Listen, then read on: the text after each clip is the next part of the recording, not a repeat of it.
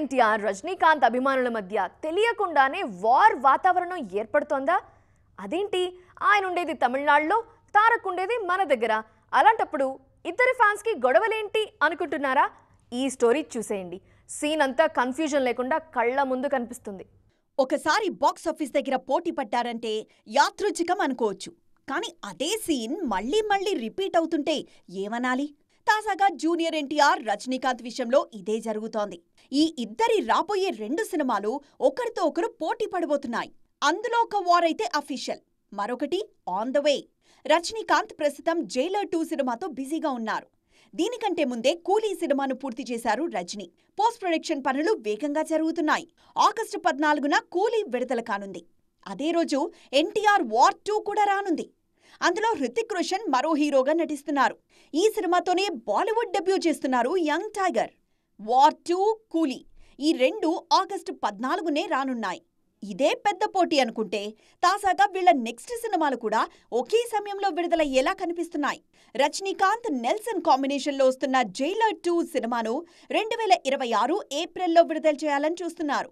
ఈ చిత్ర షూటింగ్ ఇదే ఏడాది పూర్తి కానుంది. ఎన్టీఆర్, ప్రశాంత్ నీల్ కాంబోలో వస్తున్న డ్రాగన్ సినిమా కూడా 2026 ఏప్రిల్ 9న విడుదల కానుందని తెలుస్తోంది. ముందు సంక్రాంతి రిలీజ్ అనుకున్నా ఇప్పుడున్న పరిస్థితుల్లో అది సాధ్యం కాకపోవచ్చు. అందుకే ఏప్రిల్ రిలీజ్ ప్లాన్ చేస్తున్నారు మేకర్స్. ఈ లెక్కన 2026 సమ్మర్లోనూ రజనీకాంత్ వర్సెస్ జూనియర్ ఎన్టీఆర్ పోరు తప్పేలా లేదు. ప్రతి హీరో కెరీర్లో ఒక హై పాయింట్ ఉంటుంది. అప్పటి వరకు కెరీర్ ఎలా సాగినా ఆ పాయింట్లో మాత్రం వాళ్ళు ఖచ్చితంగా హిట్ కొట్టాల్సిందే, మరో ఆప్షన్ ఉండదు. టాలీవుడ్లో అలాంటి హీరోలు చాలామంది ఉన్నారు. అందులో 3 సినిమాలు మాత్రం ఈ సీజన్లోనే వస్తున్నాయి. మరి వరుస ఫ్లాపుల్లో ఉన్న హీరోలు హిట్ బెల్ మోగిస్తారా?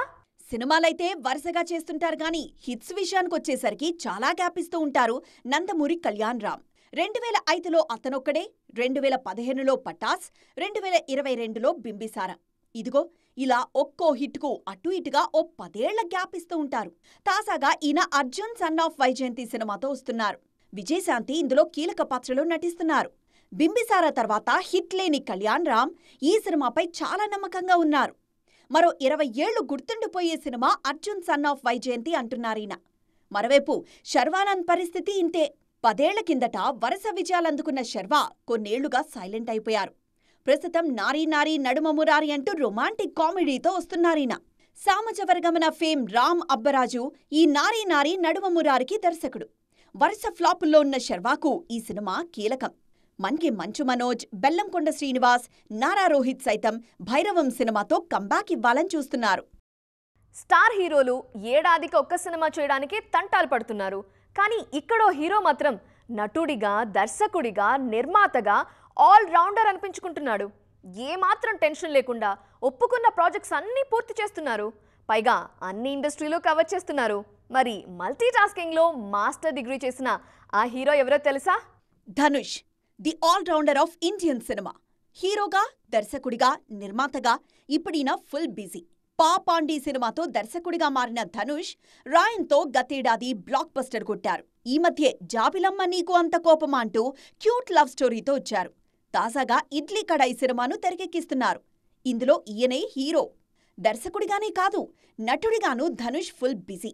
తెలుగులో ప్రస్తుతం శేఖర్ కమ్ముల కుబేరా, తమిళంలో స్వీయ దర్శకత్వంలో ఇడ్లీ కడాయ్, అమరన్ ఫేమ్ రాజ్ కుమార్ పెరియాస్వామితో ఓ సినిమా, హిందీలో రాంజ్నా ఫేమ్ ఆనంద్ ఎల్ రాయ్తో తేరే ఇష్క్ మే సినిమా చేస్తున్నారు ధనుష్. కృతి సనన్ ఇందులో ధనుష్కు జోడీగా నటిస్తున్నారు. జూన్ 20న కుబేరా, అక్టోబర్ 1న ఇడ్లీ కడాయ్, నవంబర్ 28న తేరే ఇష్క్ మే విడుదల కానున్నాయి.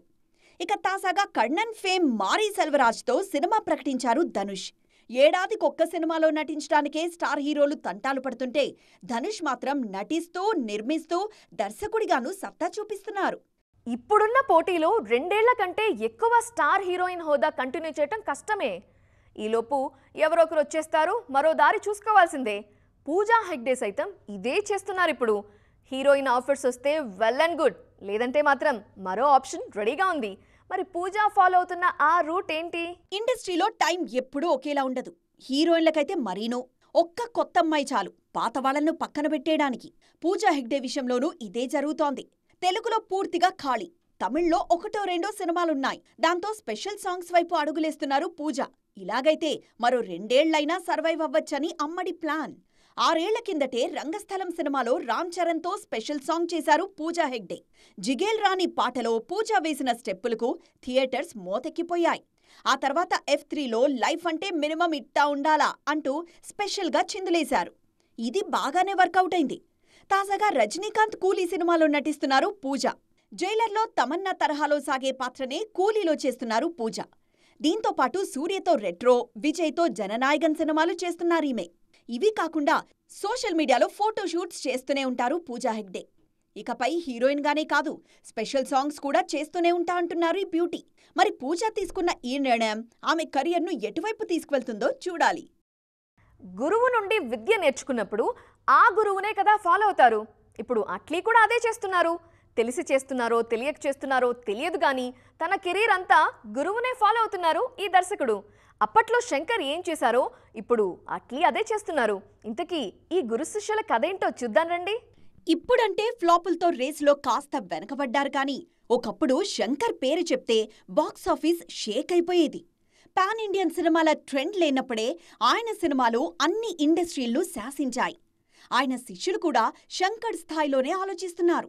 అదే స్కూల్ నుంచొచ్చిన అట్లీ గురువునే మించిపోతున్నారు. శంకర్ అంటే భారీతనానికి పెట్టింది పేరు. బడ్జెట్ విషయంలో అస్సలు కాంప్రమైజ్ అవ్వరు. తీస్తోంది లవ్ స్టోరీ అయినా సైన్స్ ఫిక్షన్ అయినా కోట్లు ఖర్చు పెట్టిస్తూ ఉంటాడు. అట్లీ కూడా ఇదే చేస్తున్నారిప్పుడు. తన సినిమా బడ్జెట్ అమాంతం పెంచేస్తున్నారు.